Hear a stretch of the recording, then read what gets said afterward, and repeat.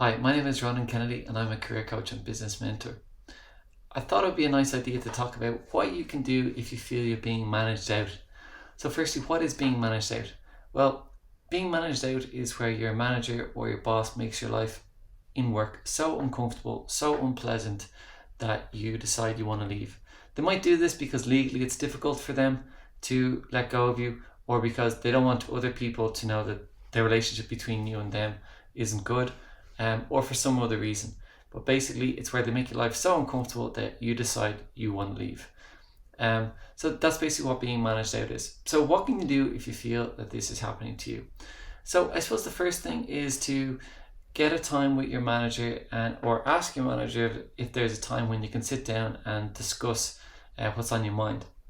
Now, when you go to this meeting, it's really important that you communicate your intention to your manager. So your intention is what you really want to get across and what you really want to get out of the meetings.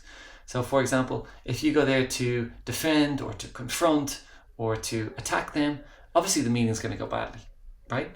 But if you go there to understand, to express your feelings, to understand their point of view, or let's say if your intention is to make the situation better, if you communicate that as a start, the chances are the meeting's going to go a lot better. I think that just makes sense. So communicate your intention at the start. So look, I really want to understand what's going on, how I can improve, if there's areas you think are going well, and how I can make your life easier and how I can make this situation better, because I feel it's not going well at the moment. So that's just an example of what you could say. So it's really about being open, being honest, and looking for solutions, not just purely looking at the problems, but looking for solutions. And being upfront with them, because there's no point talking about something else and avoiding the real heart of the issue. But you want to communicate in a way that gets the point across elegantly. So the next thing is you want to really make sure that they feel you understand them, that you understand their perspective, that you can empathize with their situation. Because, think about it yourself. If you don't feel somebody understands you, if you don't feel somebody is listening to you, are you really open to what they're going to say to you? Well, I know I'm not. If I don't feel they really understand me, if I don't feel they're listening to me, and now they're trying to give me advice, if they're trying to communicate with me, I think we already have a barrier up. So really understand deeply their perspective, their situation, empathize with their situation. I think all those are really important points. How do you do this? Well, ask them questions. How do you think this is going? What do you think is good about my performance? What do you think I could improve on? Or what do you think are the key barriers at the moment? What are the problems that we're facing? What does success look like for someone in my position? What do you think I need to do to get better? Any of these type of questions. You gotta pick whatever is gonna work best for you. But also, not just asking those questions, but empathizing with their situation. Look, I know it's difficult for you. You're trying to manage all these people and you're trying to manage this business or this function, and you might be stressed with different things that's going on outside of work as well. So you're trying to say, look, I know your personal life might have stresses as well, and your work life has stresses, and then you have to deal with me. So you're trying to understand where they're coming from. And if you do that, you might find them opening up and saying, okay, yeah, this person understands it. They get me a little bit, and maybe I can work with this person in this situation.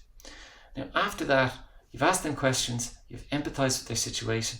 Now, after that, you got to tell them about your situation. Look, this is the way I see it. I know something's not going right. I know I need to get better, and I'm just looking for the best way to do that. And if I could have your support in any way, that would be fantastic. I'd really appreciate it. But I would really appreciate today if you could be really open and honest with me. That would make a huge difference to me. I want to get better. That is my drive. And I want to take responsibility for my work, right? So you can hear there, it's about responsibility. It's not about blame. Even if the manager or the company should have trained you, if they should have mentored you, they should have given you more opportunities or more support, that's fine. That's the past. We're not going to change the past now, right? So we want to focus on what can be done. We want to be solution orientated. So let's focus on the responsibility we can take and committing to progress. So after that, once you understand what can be done and you ask for that responsibility and you ask for that support, again, you can just say, look, is there anything else that is on your mind? Is there anything else you really want to say? I just want to make sure that we're as open and honest with each other as possible.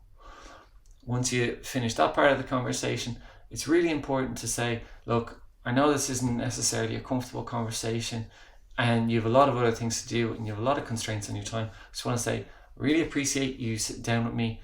I really appreciate you giving me this feedback, and look, I absolutely endeavour and I commit to getting better. So thanks for taking the time. Then after that, if you schedule like a checkup or a check-in or a touch base, whatever way you call it. So could we touch base in 1 month or 3 months or 6 months to check in about how I'm doing and if you think I'm making progress, and what can be done from there. That way you know that the topics spoke about in the conversation and the key takeaways can be implemented and checked up on in the future, and okay, is this working or is this not working? And it might be uncomfortable because you're kind of worried, well, what if it's not working in 3 months or in 6 months? Right? That's a real possibility. Well, yeah, wouldn't you want to know that sooner rather than later? Wouldn't you want to know if it wasn't working? Wouldn't you want to know in 3 months or 6 months rather than the manager feeling they have to put you in a position where they're going to manage you out over the next year, make your life miserable, make your life uncomfortable, and ultimately that's going to reduce your confidence, and then you're going to have to react and look for a new job, and you might not be prepared for that, and you might even not know what's going on. So I think it's better to understand what the risks are and be staring them right in the face so you can deal with them up front. So I hope that has given you some thoughts to reflect on, some ideas to take away. If you have any comments or questions, please leave them below. If you like videos like this, please like and subscribe, and you'll see lots more of them soon. Thanks for watching.